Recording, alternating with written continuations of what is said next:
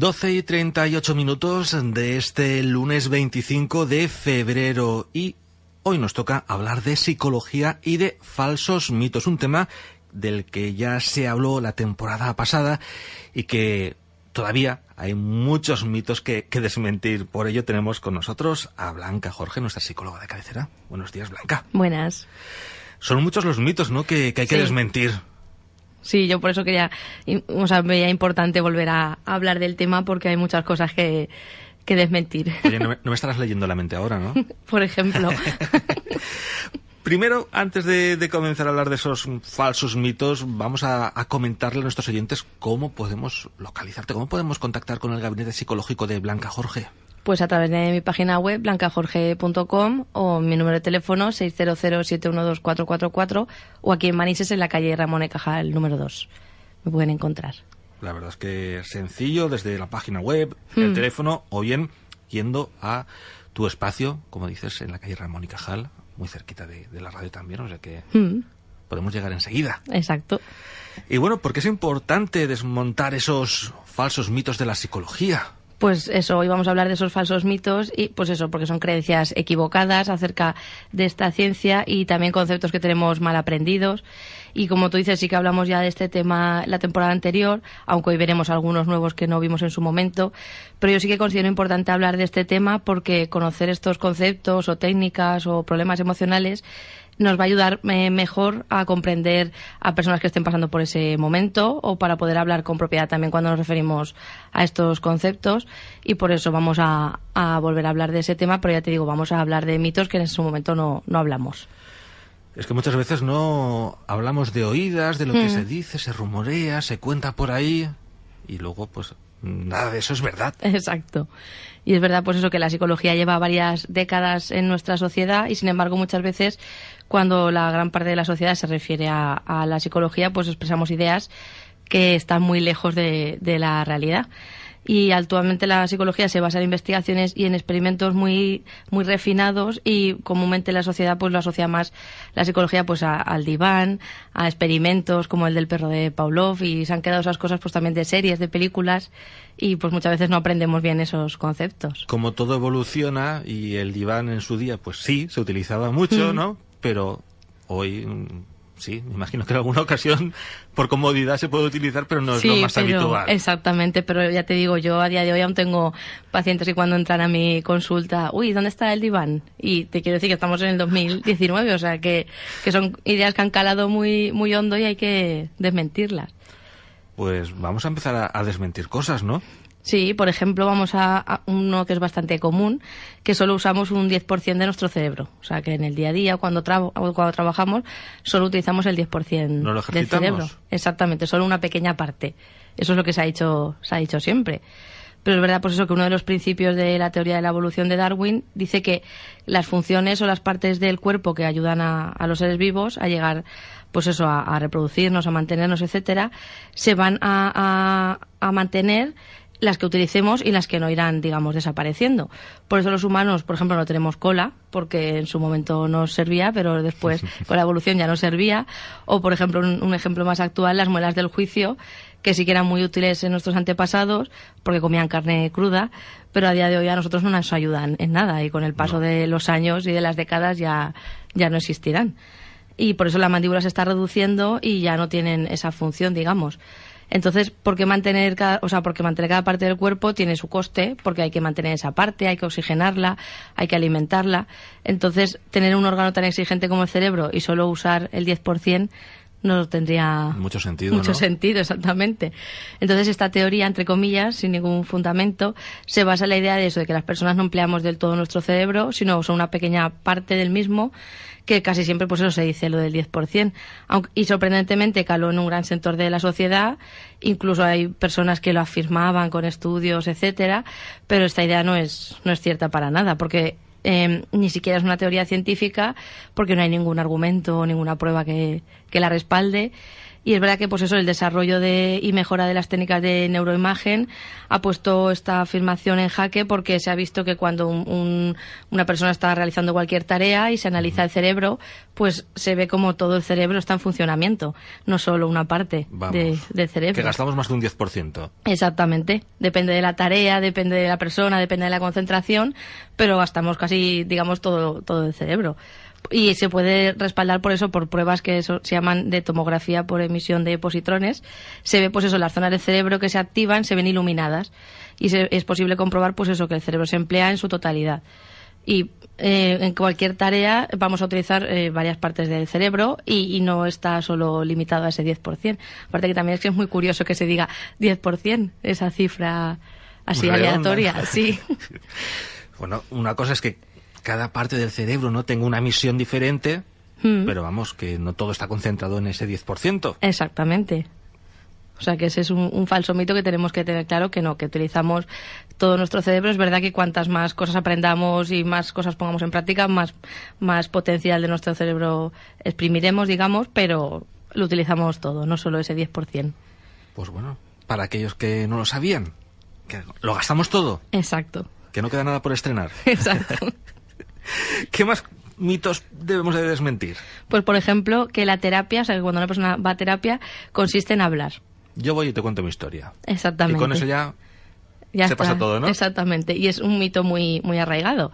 Y es verdad que eso, que muchas personas, incluyendo muchos pacientes, por desgracia, incluso otros psicólogos, sí que es verdad que cuando van a hacer terapia se basa básicamente, pues eso, en hablar de lo que nos pasa y ya está. Pero eso básicamente lo haría un amigo, no lo hace un psicólogo. Entonces, ¿por qué estamos pagando, digamos, esa sesión si al final eso lo podría hacer un amigo, un vecino, etcétera? Cualquier persona que estuviera dispuesta a escucharnos. Exactamente. Pero, lógicamente, pues eso, un psicólogo hace algo distinto a lo que haría un amigo, y la función que tiene es eso, aplicar técnicas, terapias, test, etcétera, concretados y basados también, pues eso, en teorías científicas, y que deben haberse demostrado que son efectivas para ayudar en los problemas de conducta, y no solo va a escucharnos, sino que va a escucharnos, pero con esta información, digamos, va a quedarse con lo importante, con lo que no es importante lo desterrará, y con eso nos va a ayudar, no solo vamos a hablar. También se trata de aprender herramientas, de aprender habilidades, técnicas, etcétera. Pero es verdad que es una idea muy, muy extendida. Pues no todas las sesiones son iguales. Exactamente. Si yo voy con un problema y mi vecino va con otro diferente, el procedimiento que tú vas a seguir no va a ser el mismo. Exactamente, si solo se consistiese en hablar, haríamos lo mismo con todos. Entonces eso, cuando una persona va al psicólogo, al acabar las sesiones o la terapia en sí, tiene que haber aprendido algo, herramientas, técnicas, etcétera, y eso no lo aprendemos si solo estamos hablando. Y van a ayudar a esa persona, pues eso, a superar ese problema puntual, o también cualquier circunstancia de la vida cotidiana que pueda suceder en el futuro. Y ya te digo, solo hablando podemos puntualmente desahogarnos, que sí que a veces es necesario. También viene bien, ¿no? Exactamente. Soltar todo lo que llevamos dentro y que muchas veces nos provoca angustia. Exactamente, pero necesitamos hacer más cosas. De hecho, yo últimamente estoy encontrando por eso decía que muchas veces estos falsos mitos no es culpa o responsabilidad solo de la sociedad, sino de los propios psicólogos. Porque yo me estoy encontrando últimamente con bastantes pacientes que vienen de largos tratamientos, de meses, de bastantes sesiones, y que la sensación de ellos mismos es no haber aprendido nada, no haber cambiado nada y simplemente haber ido a hablar. Y claro, eso al final, menos mal que esas personas no pierden la fe, entre comillas, en la psicología y acuden a otros profesionales. Si no, lo más fácil sería que esas personas dijesen: llevo 4 meses con un profesional, no he aprendido nada y no he mejorado nada. Hasta que hemos llegado. Exactamente. Entonces, somos muchas veces los propios psicólogos los que no realizamos bien la labor de psicólogo como tendríamos que realizar, y no ser solo 2 orejas, que digo yo muchas veces cuando hablo con mis pacientes. Un psicólogo tiene que ser algo más que 2 orejas. Claro que sí. Y bueno, yo te he dicho lo de leer la mente. Eso mucha gente también piensa que los psicólogos, una vez nos ponemos ahí cara a cara, sí, no hace falta que te diga nada, tú ya sabes lo que estoy pensando. Exacto, sí. Esto, pues eso, más que una opinión extendida, muchas veces es una broma que se suele hacer acerca de nuestra profesión, y muchas veces cuando estás estudiando psicología o cuando acabas de acabar la carrera, enseguida tienes a alguien cerca que te va a hacer este comentario. La broma de turno, ¿no? Sí, pero como es lógico, un psicólogo no tiene un acceso VIP a la mente de nadie ni al cerebro, pero sí que es verdad que tiene una formación, pues eso, a la hora de recibir esos problemas o esos trastornos que nos suelen agobiar, y aunque en cada caso es distinto, sí que tiene unas guías estandarizadas, digamos, para las personas, pero no pueden solo mirándonos saber lo que nos pasa. A ver, una persona llega a tu consulta, te cuenta una determinada serie de cosas y tú, en función de lo que te diga, más o menos, ¿no? Ya puedes saber un poquito por dónde van los tiros, ¿no? Pero solo leyéndole la mente o mirándole a los ojos fijamente, no. Oye, estaría chulo, ¿eh? Sí, tendríamos superpoderes, seríamos como los X-Men. Pero no es así. Exacto. Pero además, pues eso, muchos psicólogos basan parte de su ojo clínico, porque sí que es verdad que tú a lo mejor puedes intuir cuando una persona te empieza a contar algo que te va a contar o que más o menos de qué te va a hablar, pero eso pues una intuición. Luego, en base pues eso a la empatía y a la interpretación del lenguaje corporal también, de lo que nos va contando, todo eso nos va dando información para, digamos, hacernos un mapa de lo que le está pasando a la persona. Lo otro es intuición, pero muchas veces nos podemos equivocar también. Uh-huh. Entonces, estas dos habilidades, aunque muchas veces resulten útiles, deben basarse también pues, en la experiencia y en pues eso, en la formación que tiene un psicólogo. Y el vehículo más importante para hacer posible la ayuda del psicólogo sí que es verdad que es la sinceridad del cliente, es decir, o del paciente. Si la persona que viene no es sincero 100%, estamos perdiendo el tiempo, ¿no? Exactamente, difícilmente podemos ayudarle porque a lo mejor no nos está diciendo de verdad lo que le preocupa, a lo mejor nos lo está enmascarando un poco por miedo a ser juzgados. Sí, yo ya lo tengo superado eso desde hace muchísimo tiempo, mujer, que me estás contando, y realmente no lo tiene superado un problema, por ejemplo. Exactamente, y también muchas veces las personas no cuentan las cosas por eso, por miedo a que les juzgues, pero una de las herramientas o una de las capacidades de un psicólogo tiene que ser no juzgar a la persona y que te cuente lo que te cuenten, tú estar ahí, digamos, y no decir si está bien, si está mal, ni ser juez de nada, ni de lo que te cuente nadie. Uh-huh. Tú estás allí para ayudar, no para Exactamente. someter a juicio a una persona. Exacto. Y uno de los procedimientos más importantes en la evaluación clínica, digamos, y que nos sirve, pues eso, de la experiencia del paciente, son, por ejemplo, los test. Es una herramienta muy importante porque nos da, aunque yo lo utilizo como apoyo, no como algo fundamental, porque es verdad que un test no te puede dar toda la información, sino, digamos, es como un añadido cuando tú ya has hecho, digamos, la evaluación con la persona, una entrevista, etcétera, pues es más información que nunca viene mal. Y nos ayudan, pues eso, también por el nivel de complejidad y la expansión que tienen, y también porque están muy investigados, muy comprobados científicamente, entonces nos van a ayudar mucho a darnos un poco más de información, digamos, o sea, a lo mejor estás entre dos diagnósticos, te pueden dirigir un poco más, o es también muchas veces tareas que le puedes mandar a la persona para que las haga en casa tranquilamente y le ayude también a reflexionar, porque muchas veces cuando yo mando alguna tarea para casa, la propia persona me ha dicho, dices que he estado reflexionando y he estado pensando en esto, que a lo mejor no lo veía importante, pero haciéndolo en casa tranquilamente me he dado cuenta que sí que era importante para mí o que sé que sí que me había afectado. Entonces, digamos, es una herramienta más, pero a través de, pues eso, de la entrevista, los test, etcétera, pero no leyendo la mente. Vaya, qué chasco. Vamos a diferenciar también importante psicología y psicoanálisis. Ahí sí que vamos ya al diván directamente, ¿no? Exactamente, sí. Otra gran creencia muy extendida es eso, es que un psicólogo psicoanaliza a los pacientes. Y si tomamos este término literalmente, significa pues eso, que los profesionales de la psicología estamos formados en psicoanálisis y aplicamos estas teorías a la hora de trabajar, pero no es así, como vamos a ver. O sea, tenemos, digamos, en los inicios del psicoanálisis, fundado por Freud, que todo el mundo lo conoce, pero que era neurólogo, no era ni psicólogo, ni psiquiatra, etcétera, arrojó pues unas ideas rompedoras para la época, y sí que es verdad que en su momento, digamos, con su discurso, que era muy innovador, sí que consiguió ayudar y digamos, a lo mejor poner en la palestra términos que hasta entonces no se conocían. Pero digamos que tuvo su función en su momento. Pero después ya el psicoanálisis se quedó muy obsoleto, no había ninguna validez científica.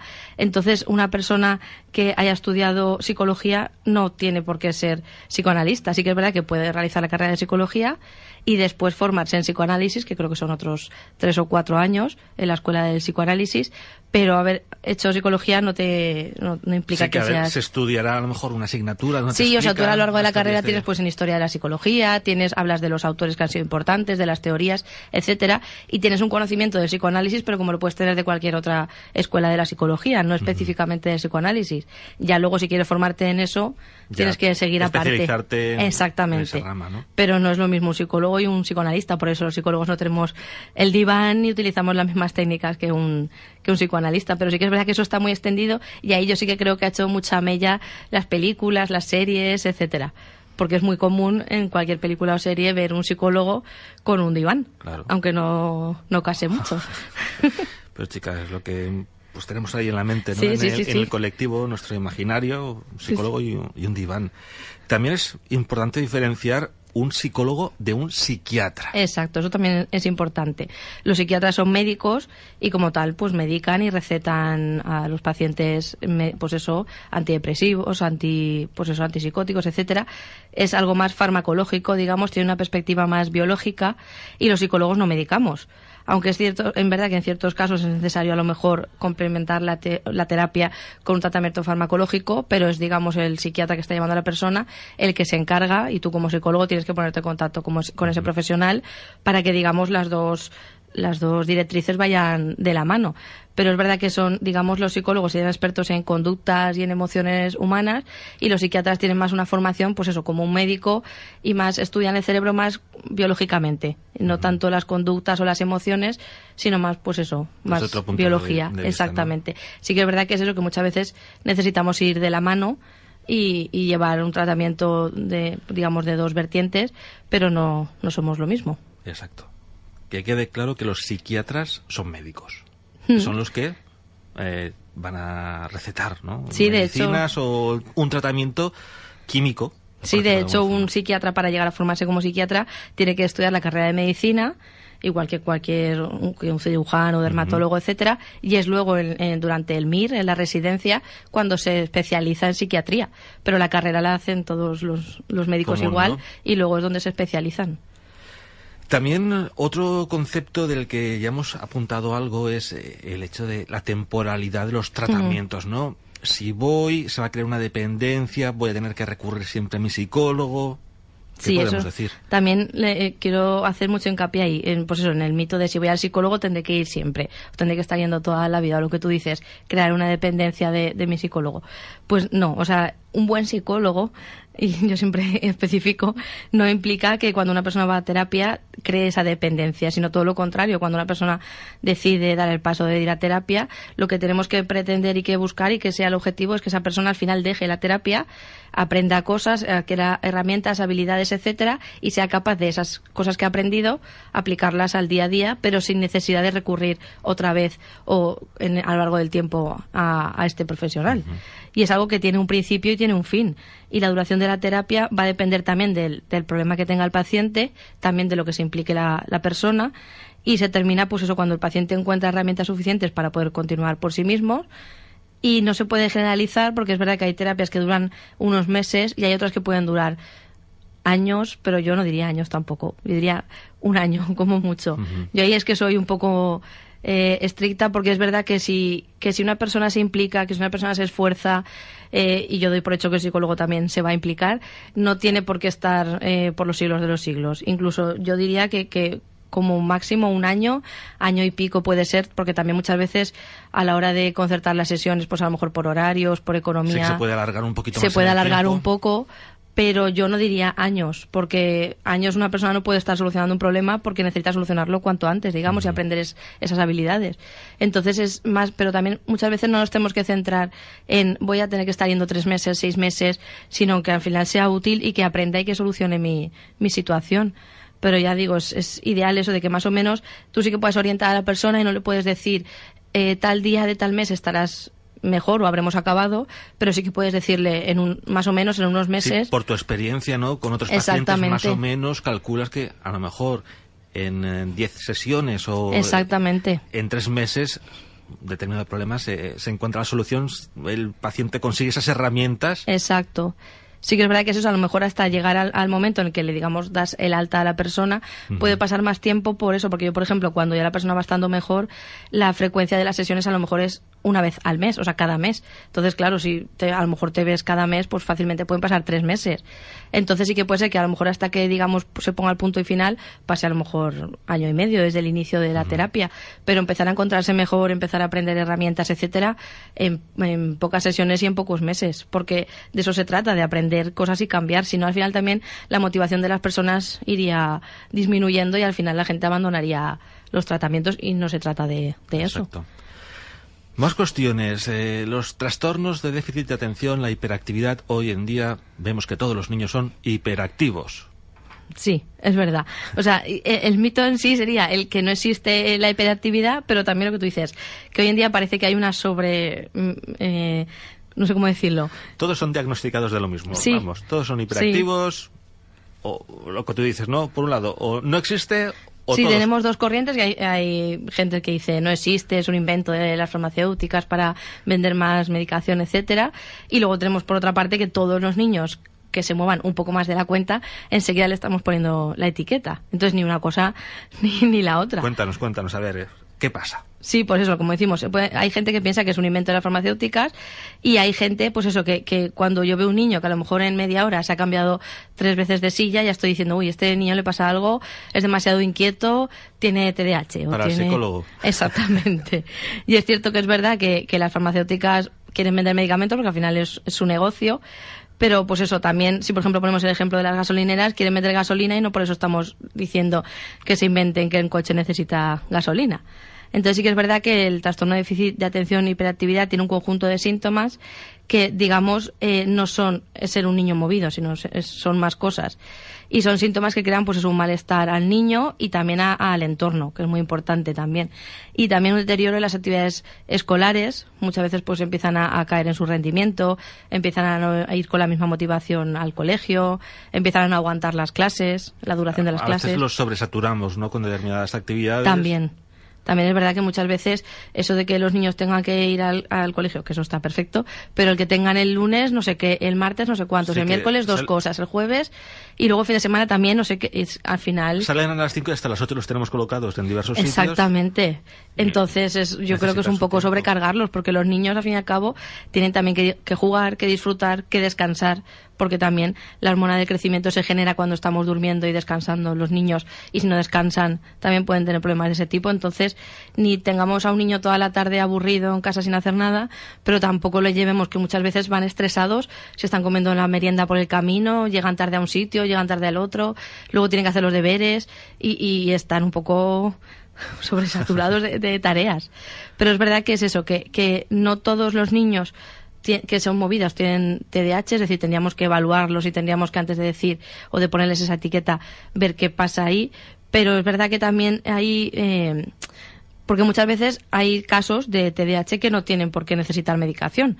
Hay niños que a lo mejor están en una fase inicial o con un grado no muy alto y con terapia sería suficiente.